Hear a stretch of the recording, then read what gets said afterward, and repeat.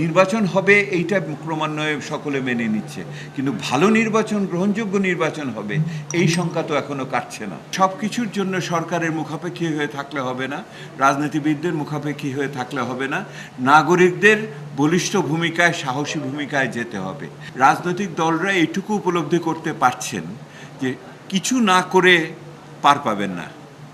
ওনারা এই উপলব্ধির ভিতরে এসেছেন, যদি বড় ধরনের অন্যায় করেন, দুঃশাসন করেন, তাহলে দেশে থাকতে পারবেন না। এরকম একটা উপলব্ধি ওনাদের ভিতরে এসছে বলে আমার মনে হয়। এই উপলব্ধিটা টেকসই হবে কিনা সেটা আমি বলতে পারবো না, কিন্তু উপলব্ধিটা সেরকমভাবে এসেছে। আরেকটা আমি উপলব্ধি এসছে, সেটা হলো মানুষ অনেক মন খুলে কথা বলছে। এখানে আমরাও যেটা হয়েছে, এই জায়গায় আমরা একটা নিরাপদ পরিবেশ সৃষ্টি করতে পেরেছি যেখানে ওনারা মন খুলে কথা বলছেন, কিন্তু ওনারা নিশ্চিত না এই মন খোলা ভাবটা নিয়ে ওনারা বাইরে যেয়ে এই কথাগুলো বলতে পারবেন। সেহেতু আরেকটা নিরাপত্তা বোধের অভাব রয়েছে। বাংলাদেশ একটা দোলাচলের মধ্যে আছে, একদিকে অসম্ভব একটা পরিবর্তন সম্ভাবনার চিন্তা, আবার অনেক দিকে যতখানি চেয়েছিলাম অতখানি তো হলো না, এইটার একটা আস্থার সংকটও একই সাথে আছে। এই দুটোর মধ্যেই বসবাস করছি। এই ফাঁকটাকে আমাদের মিলাতে হবে জনগণের ভূমিকা দিয়ে। নির্বাচনটি একটি অবধারিত বিষয়ে পরিণত হচ্ছে ক্রমান্বয়ে, এবং নির্বাচনের পক্ষে শক্তি অনেক বেশি।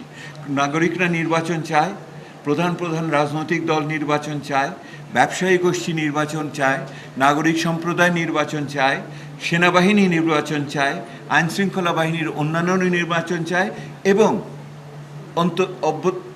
অন্তর্বর্তীকালীন সরকারও নির্বাচন চায়।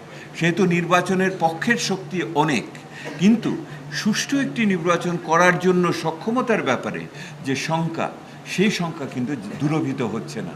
সরকারকে, নির্বাচন কমিশনকে এই শঙ্কা দূর করে মানুষের অংশগ্রহণের ভিত্তিতে একটি ভালো নির্বাচন, গ্রহণযোগ্য নির্বাচন অবশ্যই অনুষ্ঠান করতে হবে। সেই জায়গাটাতে হয়নি।